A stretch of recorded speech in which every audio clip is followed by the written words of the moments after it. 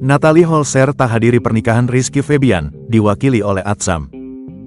Natalie Holzer tak hadiri pernikahan Rizky Febian dan Mahalini pada Jumat, tanggal 10 Mei tahun 2024. Kehadirannya janda komedian Sule itu diwakili oleh sang anak Atsam.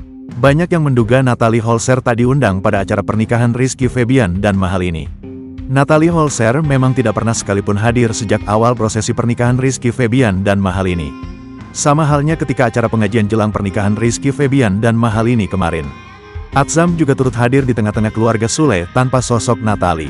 Ditelusuri dari Instagram pribadinya, Natalie Holzer, Kamis, tanggal 9 Mei tahun 2025, janda anak satu itu memberi kode tengah sakit. Dalam sebuah video singkat, Natalie tampak terkulai lemah di ranjang dan tampak sesekali bersin. Pun emoji yang disematkan dalam postingan tersebut mengisyaratkan tengah sakit. Tumbang, tulisnya.